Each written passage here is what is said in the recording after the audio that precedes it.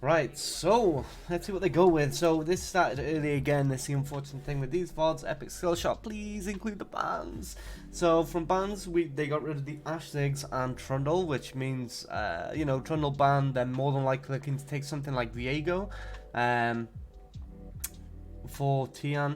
It's an 11.15. Aurelia Lee Renekton ban. This was before the meta where everybody realized how broken Aphelios was, but.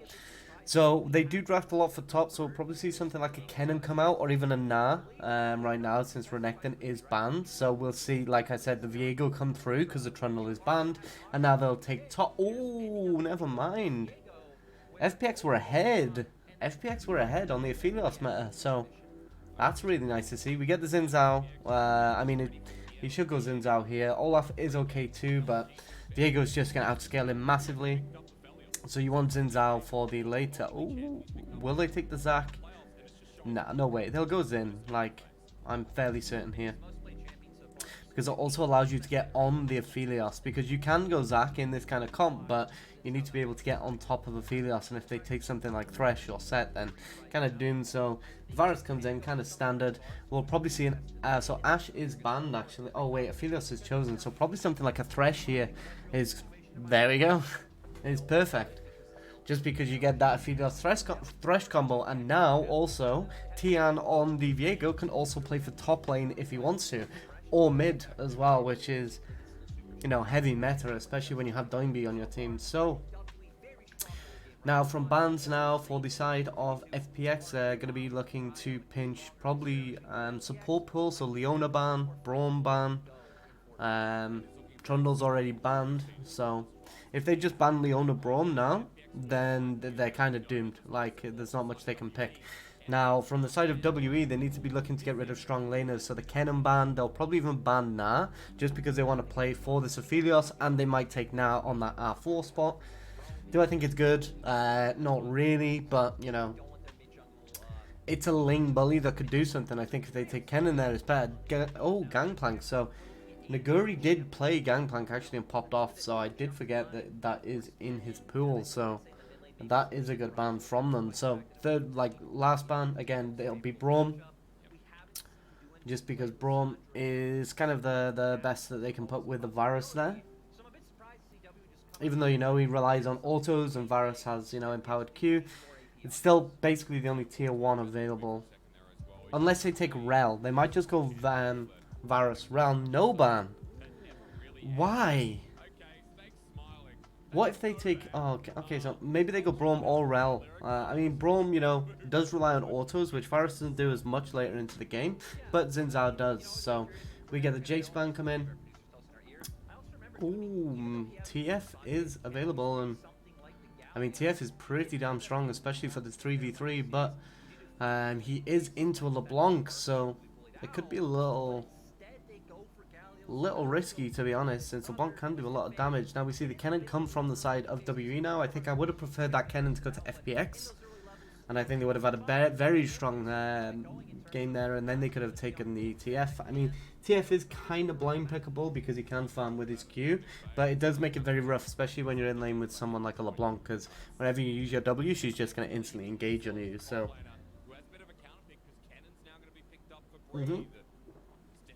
So the Rel comes through. Very good with the Varus. Slightly better because the Varus wants lethality in this game, especially when TF has a rapid fire. Blitz is very good too, but I think Rel is better in this situation. But Blitz is a direct counter to Thresh, so it wouldn't surprise me if they did go with that. I just think that they want a more big team fight kind of pick. It kind of works, I guess. Whenever Varus ults, Blitz gets a free hook. And then we see the Na come from the side of FPX as well. So, to be honest, we have a winning support matchup in bot. We have a... for the side of WE. WE has Blitz, the wins bot. But they have Aphelios for the side of FPX, who can actually just offset the amount that Blitz beats Thresh. And you know, it now means that the Viego can literally just camp the hell out the TF. So it doesn't really matter too much that this LeBlanc is here, because TF can potentially catch it, or he can just focus on... Well, I mean, top isn't really somewhere you'd look to focus too much, but if he does actually manage to get 1 or 2 kills on this Kennen is going to be very, very useless for quite a while. So let's see how it goes.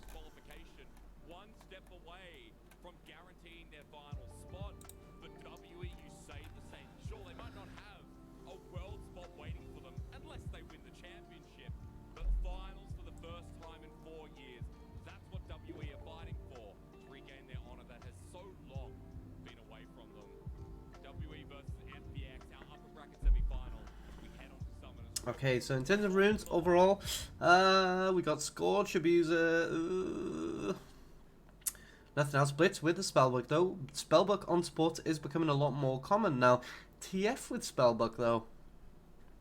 So the reason I think he's gone Spellbook here is because he wants Stopwatch and Time Warp Tonic, but he needs Dematerializer so that he can keep getting the push on LeBlanc without actually getting completely one-shot. So he's just going to be trying to push LeBlanc in constantly, whilst also being able to space around her W, because at the end of the day, if LeBlanc uses a W to push the wave and get a wave advantage, for example, then instantly TF can just go on her and do a ton of damage, because she can't use that W to hit him as well. So as long as Doinb spaces properly, he's really good. He's in a good situation.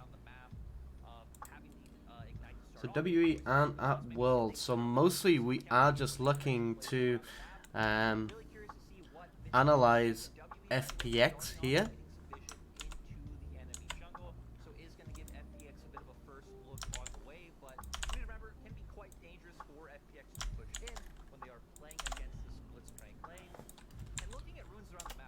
Okay, so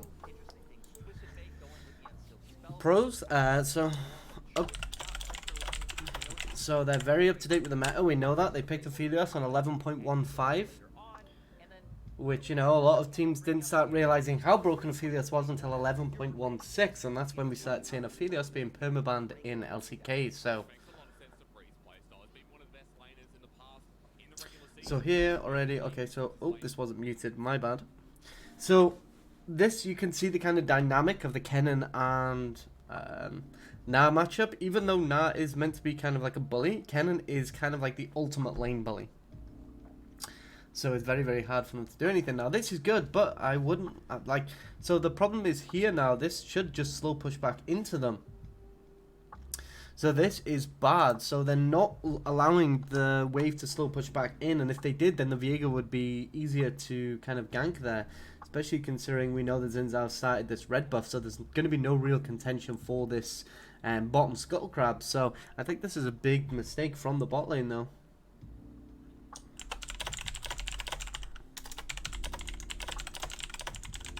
And then this happens. So literally, as I was just explaining how terrible the way they're playing is, that happens. Like, when you're playing against a Blitzcrank, permanently pushing the wave in is never the answer, because if he ever manages to land a good hook on you, which, you know, shouldn't really happen, but if he does manage to land a good hook on you, you just get instantly killed. And this is what happened here. He just gets instantly popped because the wave was too thin. So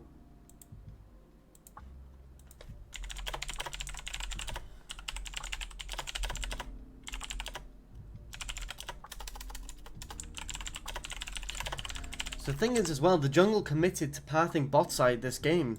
So it's like their jungle was already pathing towards them. There was no reason to be in that kind of position. So this kind of bot lane is very heavily abusable for the side of FPX, in my opinion. Even in the games that they did play where they won against LNG, it was still very much just the top side of the map doing everything. Now we see Aphelios has picked up his Vampiric Scepter now, so he's going to be a lot harder to deal damage to. Now, we've discussed this before, but see, like, there's no reason to ever be here. This wave is too thin, and if this wave is all this way back, then you're open in this massive area to take a hook.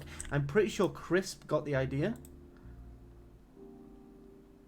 Actually, no, Crisp was doing just as bad. Like Crisp was up front anyway, so This is just very poor kind of fundamental lane management. It's not even because of the blitz pick being less known. It's just terrible. Like, it's just really bad.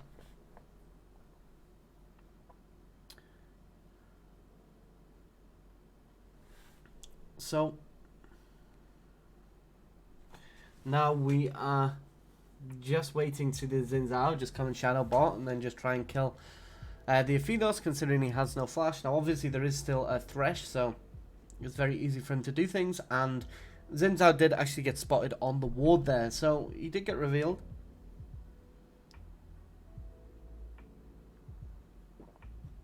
They know he's here, but they still want to force it. Why are they staying?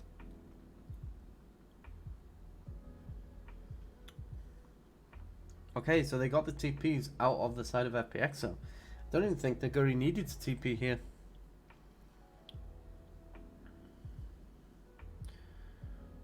Oh, okay, the Blitzcrank with a movement. Thresh throwing Q before E. What the hell is happening, man? Oh. Whoops.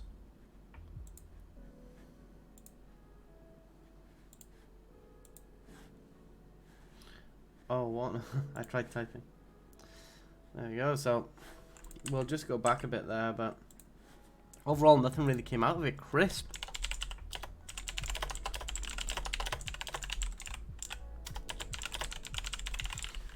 So Crisp is not comfortable on this Thresh though. Like, it's a very, very known thing that you never throw a blank hook on Thresh because there's too much kind of room to dodge it. He was in range to flay it anyway. He should have just flayed.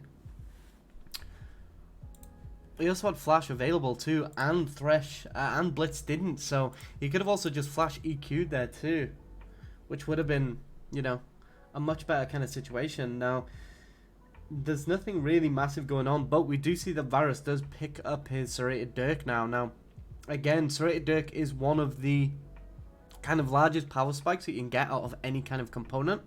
Iron Spike Whip is also very, very big for one component too, but Serrated Dirk is just very, very good. So he now has the ability to poke out bot lane very heavily. We do see Crisp does roam up here, but, you know, LeBlanc just get... Oh! A lovely kind of pull onto Naguri there. And, you know, now he's pretty low, but he is in Mega, so this is just hard winning for FPS. So surely, like, they're not playing around Na being outside of Mega, so like, he has access to his ultimate. One of the main things you always have to take into consideration with Na is he about to transform? If the answer is yes, you don't really want to take that fight. You want to wait for him to transform where he's not in a position that can do anything, and then as he comes out of his Mega form, that's when you engage on him. When he's squishy, he doesn't really have a massive amount of mobility. I mean, his hop is okay, but it's not going to save his life against a lot of champions, especially things like Kennen, whose E gives him so much movement speed that he can chase him very easy, and because you rush Salt Boots on Kennen as well, because they give you so much value with Alternator. So here we can see Blitzcrank manages to get the pull on the Guri. He does just instantly flash. He's not going to fight that. He has his Mega available, but then as we see here, Brief just gets completely pincered, and now, you know, Beishang is literally in a position where Na can just completely stop him doing anything in this fight, and it just goes terrible. We get a double kill on the TF, who you really do not want kills on, because this LeBlanc is already struggling in this lane, and, you know, he's got these 4 Dark Seal stacks now, which is free gold. He's picked up his Lost Chapter as well, so he's in a position where he can now force waves in even harder, which is a massive problem for the LeBlanc. She hasn't even been able to get her boots first, which in this kind of game she would actually like Merc Treads, but she just hasn't been able to build into them because she needs Lost Chapter so that she can get that additional mana to actually farm the wave. So overall, this LeBlanc is going to have a very rough time in lane now, considering, you know, Doinb has 1,000 gold advantage. So I mean, very good play though. It was a good ult from mid lane, but this one of the things as well, you can never kind of contest kind of river fights as someone like Kennen when that TF ult is available. It's way, way too hard for you to actually do anything. So Doinb just kind of raining down on the splits, just going nuts a little bit. So WE do get the Herald, which is surprising considering the amount of lead that FPX do have, but they're just going to go into this dragon straight away, surely. Or maybe not, they're actually just going to get vision control of the area. But they should just do this dragon straight away. Okay, this is big in by TM, to be honest. Prioritizing this Skull Crab over getting the dragon when you know where the Xin Zhao is, there's just no real excuse for that.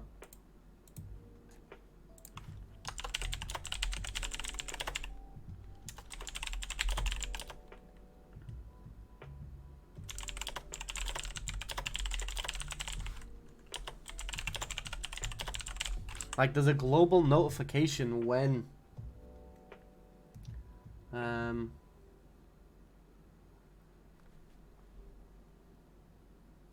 you take these objectives, so it's just all around really bad. Doinb does get aggressed, but a little bit on by the LeBlanc, but I mean, it won't really matter too much, to be honest. Beisheng does take this top side away. The FPX do get the dragon eventually, don't get me wrong, but it just took way too long. So here, I would love to see Naguri just back away from the tower entirely. Just leave. He doesn't have Mega available. Here we go. So perfect. Like, Naguri actually knows how to play around jungle pressure.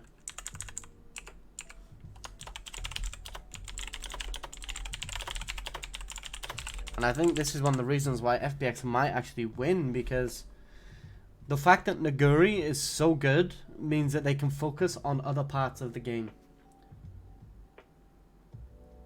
But this top side of FPX are probably one of the strongest top sides of Worlds, to be honest. Like Naguri, Doinb, both solo lanes, incredibly good. I don't know what that little replay in the bottom was for. But see this damage that comes out of the Varus now. He has lethality. He can use his fully charged Q with his W and it'll just do that much damage. And this is why, you know, lethality Varus is so damn strong. Now they'll actually end up getting this entire tower just because the Herald will actually take 2 plates. So they actually get that first tower goal for the Herald. And they've now unlocked the side lane, which means WE can actually do quite a lot now. And this is one of the reasons why you want to prioritize the first Herald in this meta over the first Dragon, to be honest. If you give away that Herald, you're just going to give away roughly 1200 gold to the enemy team, and there's just no real reason. It just doesn't make sense.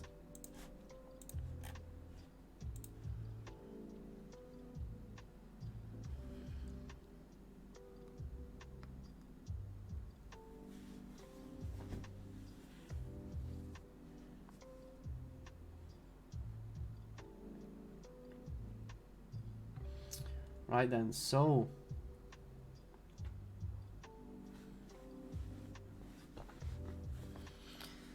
I mean, Aphelios is getting solo plates here though, which is actually pretty big considering from the side of WE, they actually shared the gold on those plates. So this is actually very good for getting Aphelios back in the game. And now we can see that even with the amount of plates that the Varus got, he's only 200 gold up now, and that was, you know, mostly for the amount that he got from the overall tower. So Aphelios is actually very strong, and he does have a CS lead with a shield bow now too. So he's actually going to be in a position where he can start popping off soon, and he can really start doing so much in these situations. So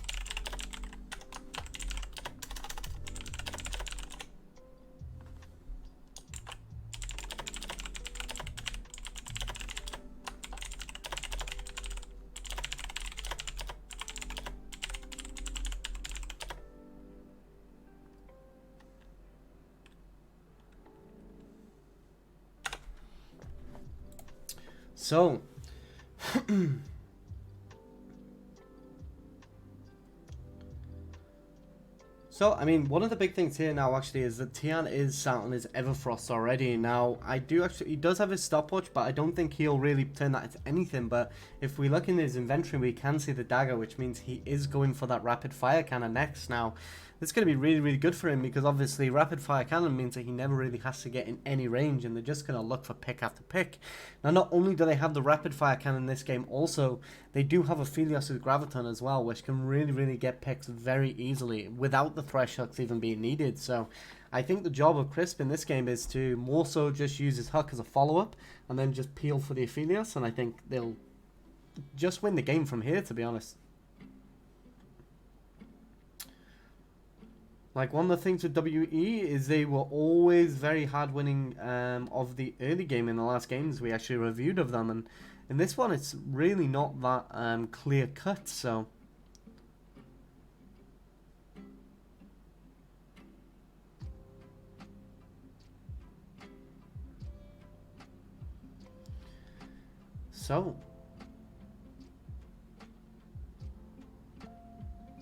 we do see Doinb just going to work on these side lane towers. Now, obviously, it's completely fine for him to do this because he has his ultimate. He can always respond to a fight, which is instantly what's happening here. He does manage to get a nice skull card on the Varus, but he does end up cleansing it away. And now they just instantly kill the Blitzcrank as well because you just can't really get away from that. So, oh, now we get a pull from Tian on the Xin Zhao too to unfortunately not kill him. Oh, maybe as soon as that drops. Okay, but the amount of time they had to invest into just killing him there was crazy. But does she die from red? No, she doesn't because of her corrupting potion. So the pot actually saved her there, but a very dominating fight from the side of FPX. And Beishang just didn't expect the Blitz hook to come out. Like, he just had no concept of it coming, and he got punished for it.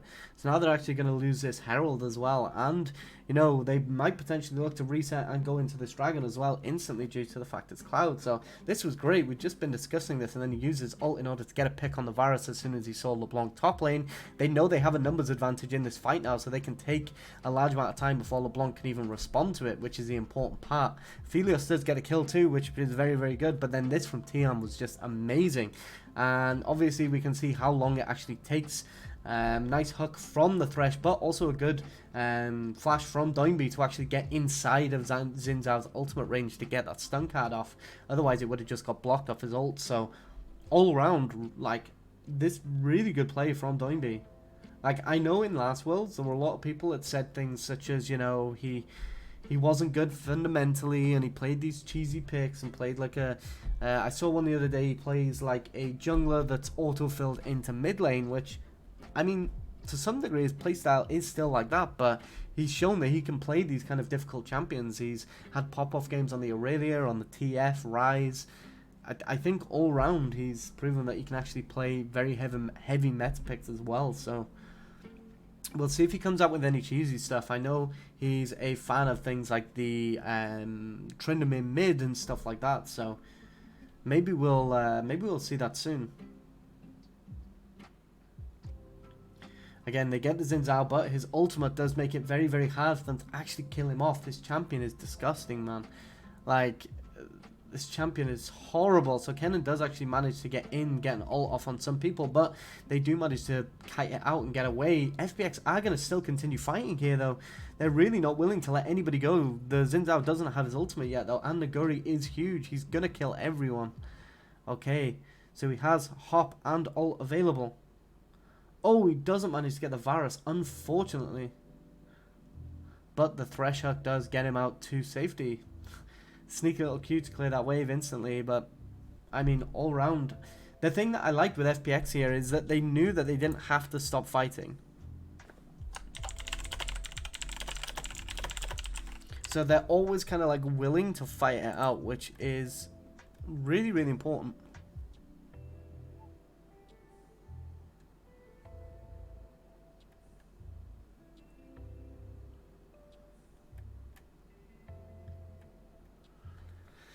So, overall we get to the replay of this, which this was just so unfortunate that Xin Zhao's a champion. So Doinb with a really, really nice Zhonya's to avoid that Blitz hook, and now Blitz hook's down, there's nothing else he can really do. Blitz is just in the back, completely useless.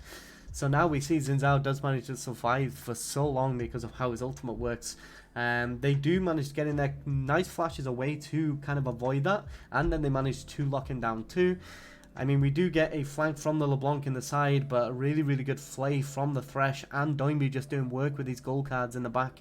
Absolute crazy gameplay. This is a very, very dominant game already, and WE are also an extremely good team too. So, you know, this is, I wouldn't say looking too hot for the side of WE. I mean, they put in one hell of a run in the playoffs, but they just don't kind of match up against FPX, especially in this game specifically.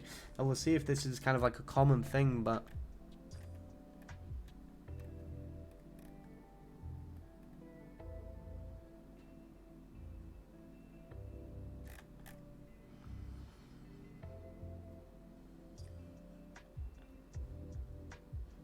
so Naguri is getting collapsed on by 3 in the bot lane. But again, nothing really comes out of it, and he is going to get Mega, which again, WE haven't learned from their mistakes. Clearly, Crisp is behind. I mean, he doesn't realize he's on a ward, unfortunately.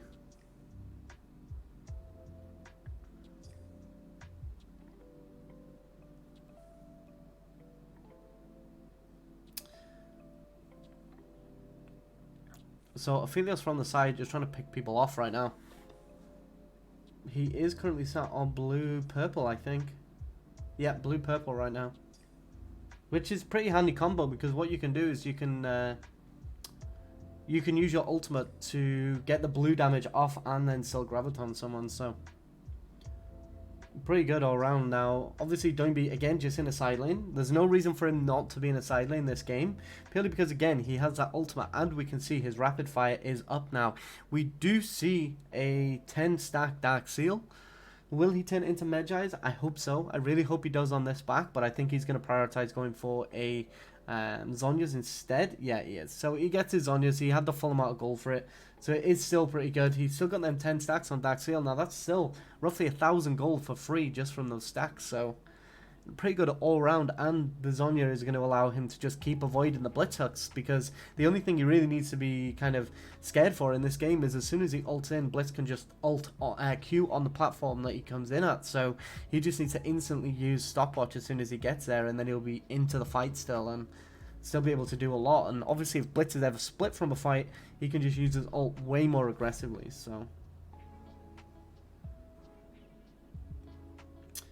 So we can see now they are just clearing this bottom side of the jungle permanently. They're not really scared that they'll start Baron against them, especially considering they see their Varus mid and they really don't have anywhere near enough Baron damage in that comp. So there's no real threat that that's going to come through. Obviously they do manage to get this tower. That's going to be 600 gold split. And now they're just going to look to potentially siege this base. Blitz is getting vision of topside as they're looking to siege base, but now they've got wards in this bottom side of the map. TF comes in to catch the LeBlanc, but does manage to get her the Everfrost as well, and the exhaust, and now he'll have his gold card back up. Obviously he does have to be careful just because he doesn't know where the Blitzcrank is. You can't really go into a brush when you're against like a team of this caliber, because they could just be waiting there. It could be a bait, so you need to play towards it being a bait. I remember somebody, I can't remember who it was in NA, I think it was Core JJ, that would never really go for plays if they looked like the jungler was there, but it just turned out that players just didn't know how to space properly. And I think it was somebody said to him, they just don't play properly, and then he just started popping off. I think it was called JJ, might not, I'm not entirely sure, but it was one of the Korean players that went to NA anyway.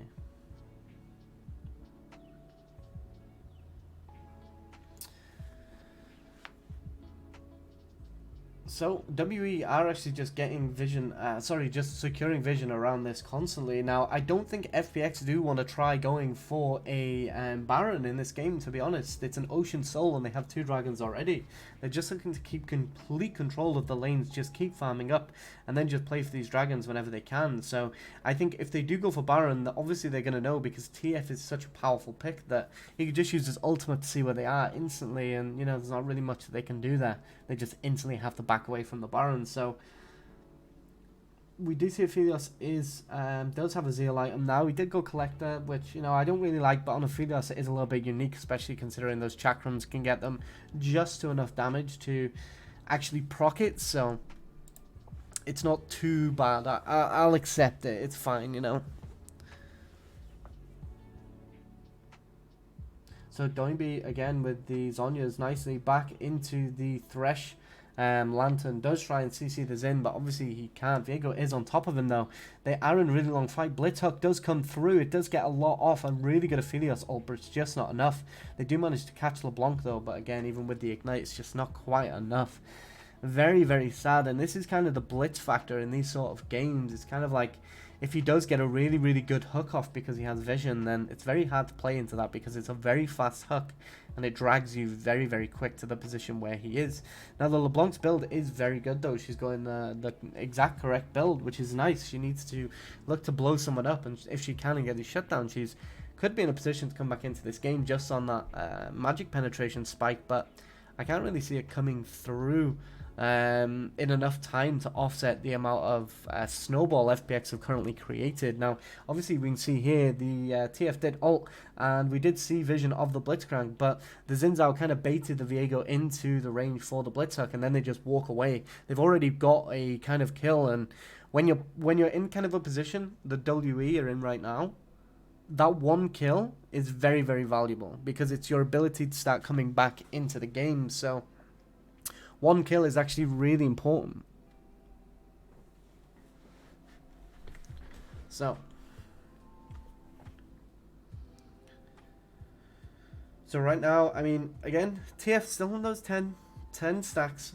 He's probably going for Cosmic Drive next. Just, again, more movement speed is really nice, and these are mobile mid laners, and he's very, very fed. He's got all of the items he actually needs to do damage, which is good.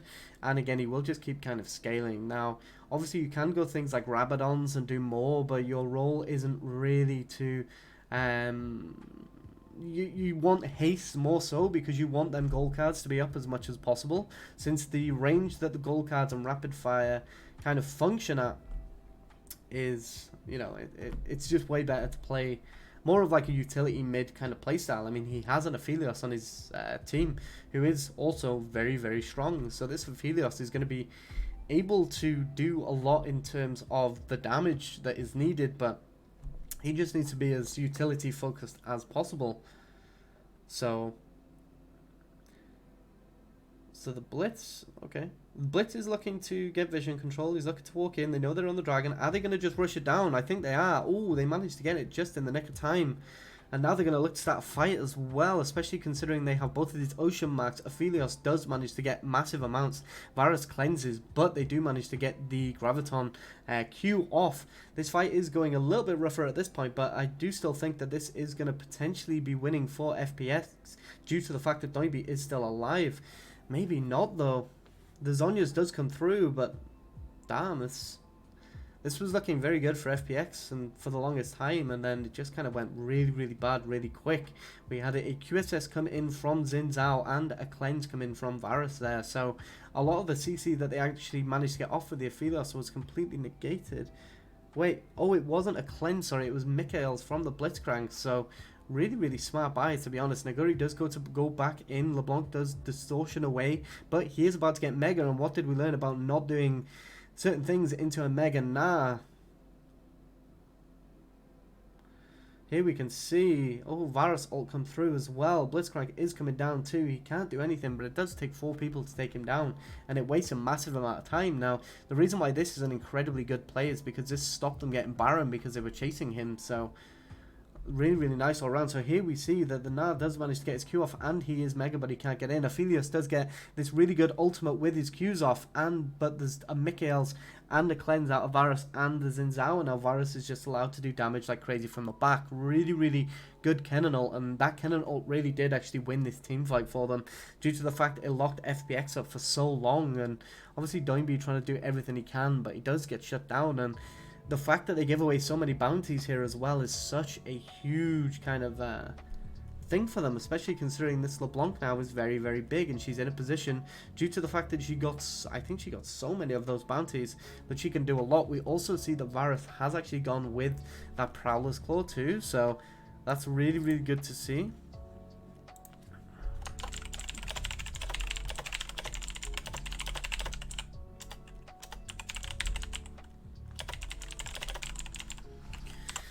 So the kind of main thing came down to the fact that, you know, they tried to force a fight after an objective when, you know, they didn't have complete control of the area anymore. They didn't know where the Kennen was, and he just flashed in and just did so much work. So the Kennen was a big problem in that fight, but it was also the Mikaels from the Blitzcrank was also extremely good. I mean, the thing is as well, because so much went over to this LeBlanc, maybe she's in a position where she can actually carry this game now.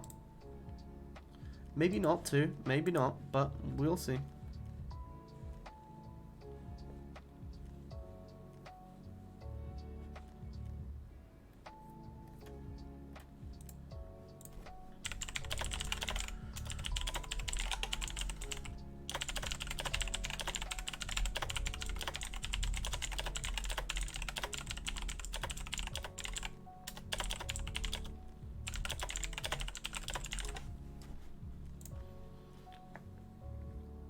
So, I mean, you know, TF did lose some stacks, not too many though, because it's only Dark Seal. This was also before the Dark Seal's nerf, so I think now you lose 4 stacks, whereas...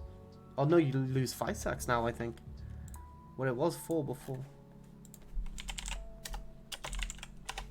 See, I just never really lose a stack, so, you know, it's not really... Okay, so, yeah, you lose 5 stacks on death now, it used to be 4. But you could just never die either, you know, you just never lose any stacks, so it's no problem. But I mean, we do see a Titanic come out for the Viego, obviously because his Q allows him to proc on hits twice. I can see why it's good, and especially gives him a bit of HP as well. Now, I think the Sterak's is better? Yeah, probably, to be honest, but I guess if he gets picked by a Blitz instantly, I mean, the HP from Titanic will help quite a lot. Obviously, a lot of the gold that you put into Titanic actually goes into the HP as well, so FPX just looking to abuse this vision though. Unfortunately, they did use a Viego E, so they will be able to spot it instantly, but I really don't think it matters. They're going to instantly get this down. WE have absolutely no idea, and the TF ult actually reveals them all. They managed to just completely sneak the Baron, like, that's crazy.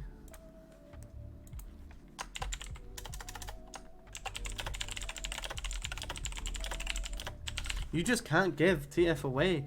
I feel like TF is just way too strong in the meta right now. His kit is just... Now that we're kind of looking at this kind of professional kind of level, and where, you know, mid laners that can push are really good, we end up in this kind of situation where even if it's a bad matchup in mid lane, if a mid laner gives enough utility, supports are so strong right now that they can make up with the jungler for any kind of matchup differential inside of mid lane. So you can pick a lot of these mids like Ryze, TF, first pick, and it doesn't really matter because of the amount of utility they provide. It just ends up worth it, you know. So Baron's 64%, and they get an average of 3k gold. Now, if they get 3k gold off here, then there's absolutely no coming back from the side of WE. They're already nearly 5,000 gold lead ahead. We do see a Banshees come through from TF now, which will negate a massive amount of the LeBlanc's damage, due to the fact that her Magic Pen won't, you know, pay as much interest after she's bought those items, you know. But we also see a Banshees out of the LeBlanc too, obviously just to make sure that she doesn't get caught by the TFW, due to the fact that it's on, it's such a long range at this point, due to that rapid fire.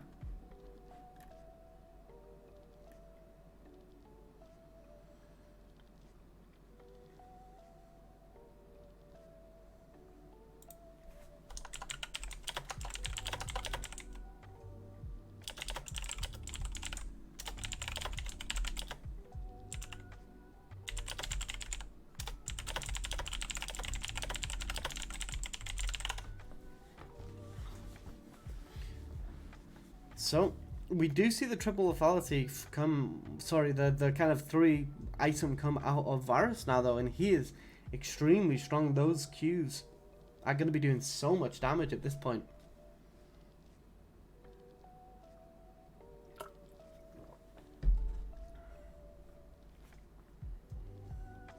So again, FPX are really just looking for this next dragon. That's what their win condition is. If they get it, they're going to be in such a position that there's nothing that WE can really do anything against.